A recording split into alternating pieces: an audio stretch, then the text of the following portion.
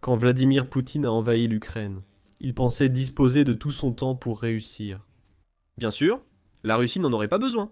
L'Ukraine tomberait en une semaine, pensait Poutine, mais ce ne fut pas le cas. La Russie s'en sortirait quand même. Avec une armée immense et plus d'équipements que l'Ukraine ne pourrait réunir, l'opération Éclair s'est muée en guerre d'usure que la Russie pourrait remporter. Elle a perdu, et après presque 4 ans, le chaos provoqué par Poutine a plongé la Russie dans une situation désastreuse.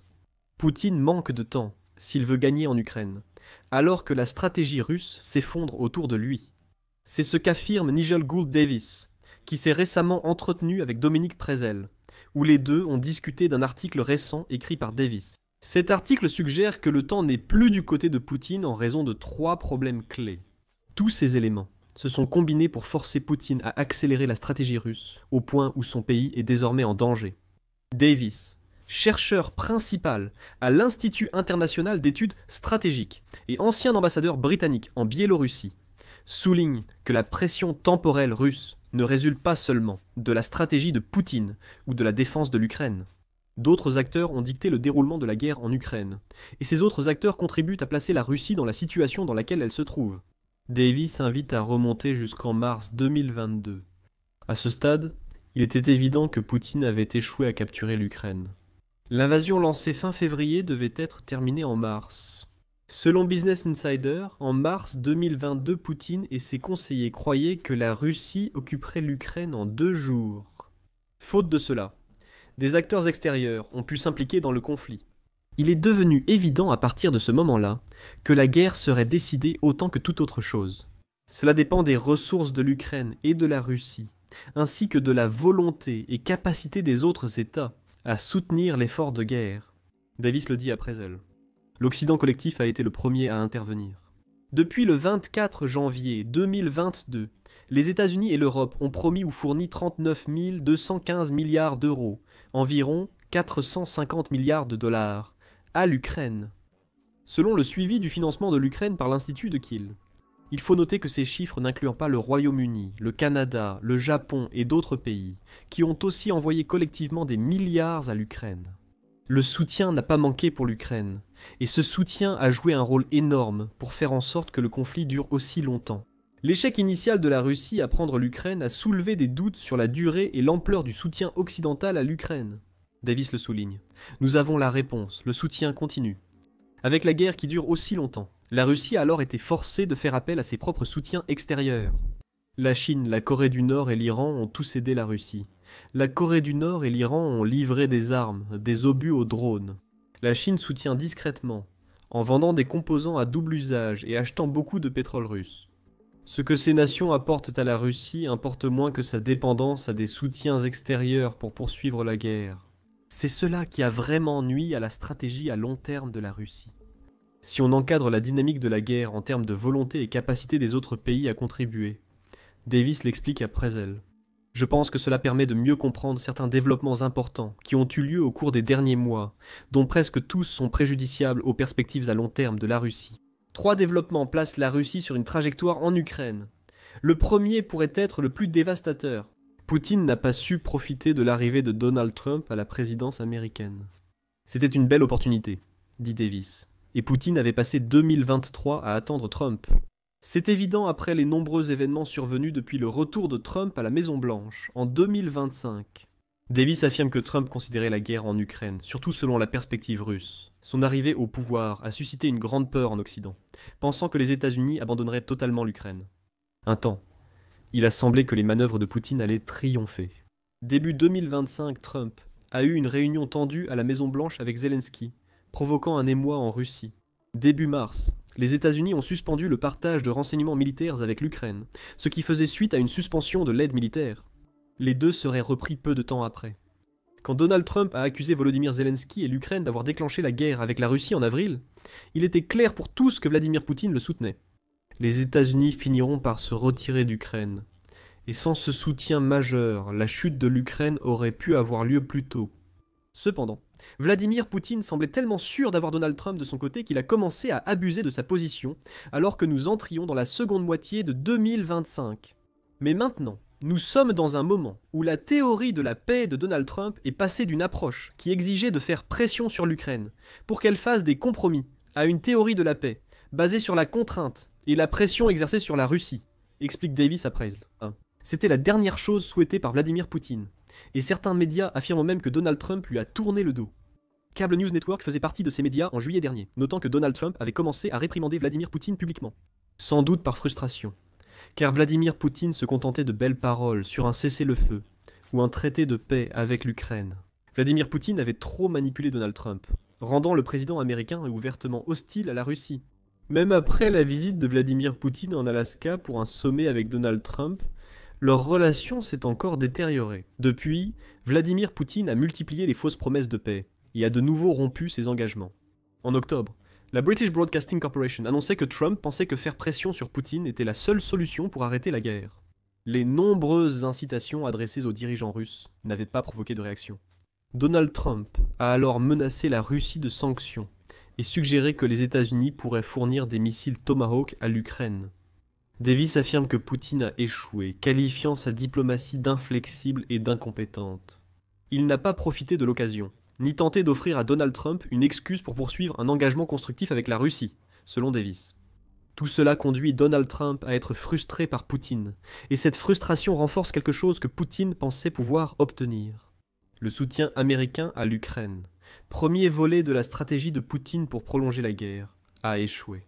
Les États-Unis ne se retirent pas, et la pression que Donald Trump aurait pu exercer autrefois sur Zelensky repose désormais entièrement sur les épaules de Poutine.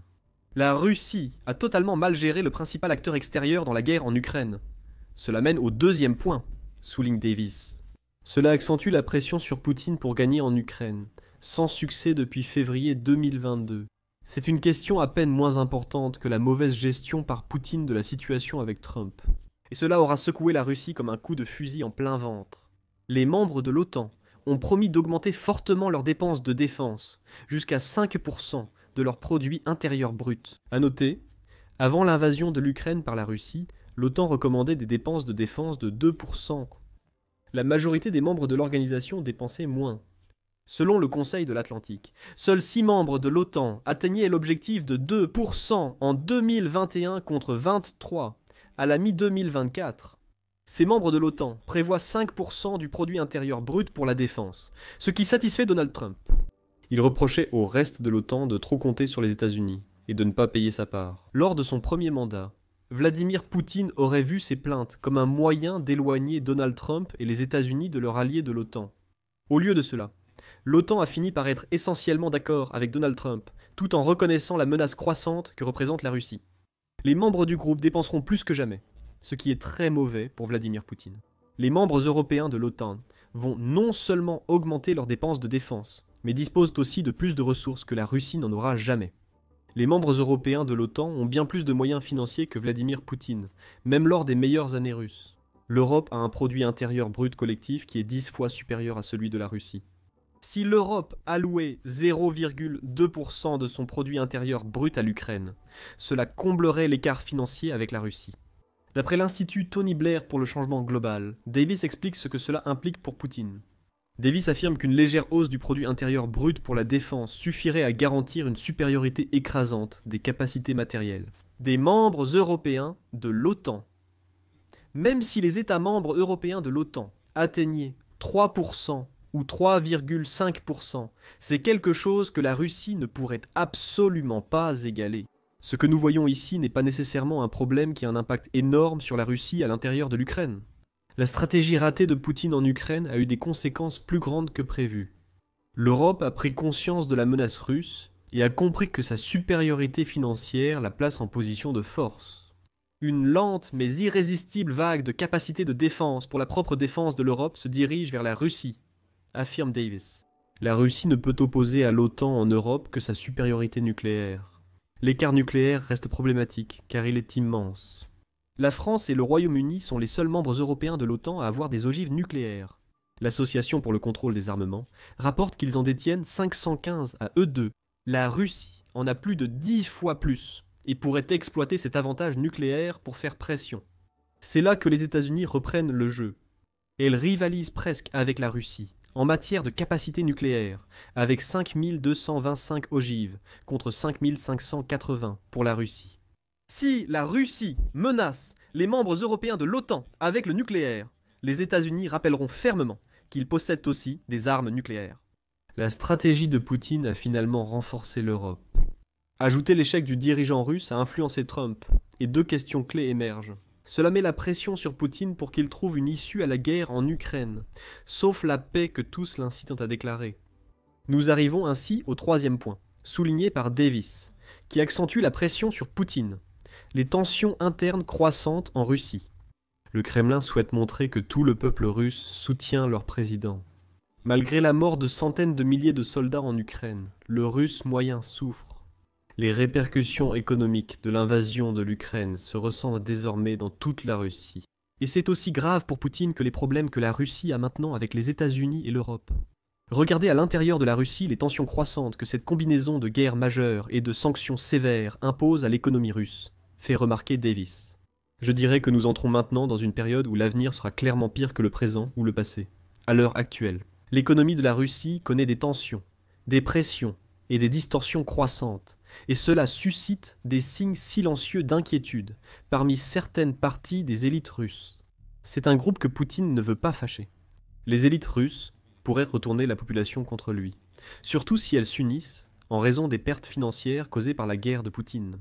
La situation économique de la Russie paraît sombre. Selon Deutsche Welle en septembre, la Russie connaît une croissance nulle, des revenus énergétiques en forte baisse et un déficit budgétaire. Aucun de ces problèmes n'est amélioré par les sanctions occidentales et la stratégie de l'Ukraine, consistant à frapper à plusieurs reprises les raffineries de pétrole russes. La Russie a relevé la taxe sur la valeur ajoutée à 22% contre 20%, illustrant la volonté de Poutine de faire payer à son peuple le coût de la guerre qu'il a lancée. La Russie a un déficit budgétaire d'environ 50 milliards de dollars selon Deutsche Welle, et les conséquences sont déjà visibles. Les services publics, comme l'éducation et la santé, subissent des coupes pour financer la guerre. Cela ne veut pas dire que le peuple russe va bientôt se révolter ouvertement. Davis et Prezel le soulignent tous les deux, ce dernier jouant l'avocat du diable face à l'argument de Davis. La Russie a également un faible ratio dette, produit intérieur brut, ce qui joue en faveur de Poutine. Cependant, il reste que la situation financière de la Russie était bien meilleure avant le lancement de l'invasion de l'Ukraine qu'elle ne l'est actuellement. Et plus la guerre dure, plus Poutine dépense d'argent, tout cela au détriment de la population russe. Considérez ce troisième problème comme une échéance à combustion lente. Si la Russie manque d'argent ou si Poutine prive l'élite ou le peuple au point d'une révolte, alors la Russie est finie. La stratégie d'usure de Poutine aurait fonctionné. Elle l'aurait simplement éliminé lui au lieu de l'Ukraine. Le président russe est bien conscient des erreurs et échecs ayant mené à ces trois problèmes. Sa réaction à tout ce qui touche la Russie est très révélatrice. Comme le souligne Davis, la Russie est devenue plus agressive ces derniers 10 mois, car elle sait qu'elle agit avec une échéance inattendue. On l'observe avec les récentes incursions de drones russes en Europe.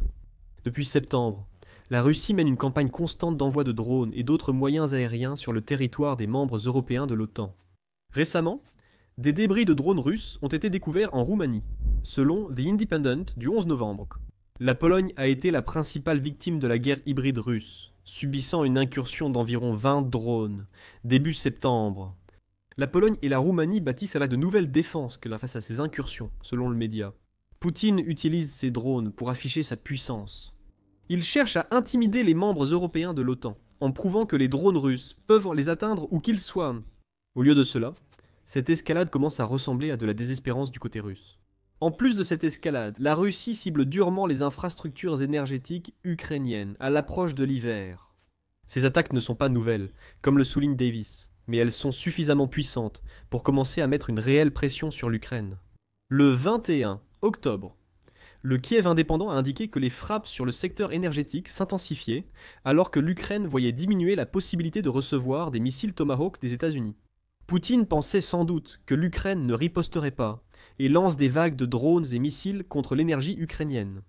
Le 9 novembre, The Guardian a noté que ces attaques contre les infrastructures énergétiques ont été suffisamment efficaces pour réduire la capacité de production de l'Ukraine à zéro.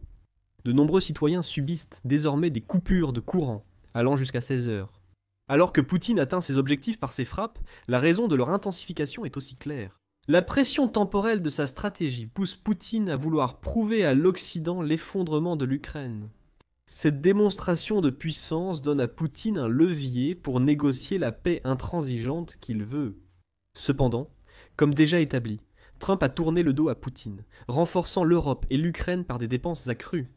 La tentative désespérée de Poutine contre l'énergie ukrainienne est un ultime effort pour affirmer la domination russe. Si cette tentative échoue, la Russie risque de perdre la guerre et ne serait plus protégée de la pression occidentale. Les menaces nucléaires réapparaissent en Russie, ce n'est pas un hasard.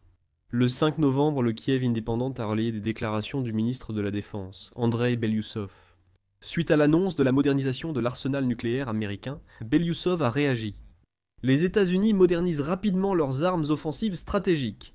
Je recommande de débuter les préparatifs sans attendre. La Russie évoque souvent les armes nucléaires quand elle se sent en position de faiblesse, accélérant ainsi sa stratégie. La guerre hybride contre l'Europe et l'intensification des frappes sur l'énergie ukrainienne ne montrent pas la force de Poutine. Cette accélération révèle le désespoir de Poutine. Le dirigeant russe est devenu tellement déconnecté à force de se concentrer uniquement sur l'Ukraine qu'il a conduit son pays dans une impasse.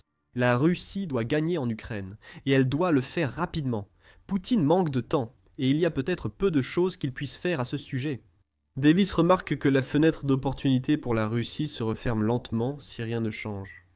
La Russie doit donc accélérer les moyens par lesquels elle met en œuvre ses théories de la victoire.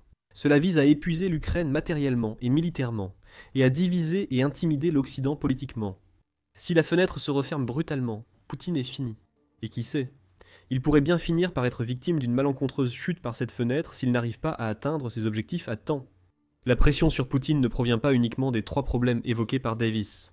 En Russie, Poutine est confronté à une pénurie de l'élément essentiel au fonctionnement de son état policier. Quelque chose de grave est en train de se passer en Russie, et Poutine ne peut plus le cacher. Découvrez ce que c'est dans notre vidéo, et n'oubliez pas de vous abonner à The Military Show pour plus de vidéos sur la possible chute de Poutine, grâce à sa stratégie de guerre en Ukraine. Merci de nous avoir suivis.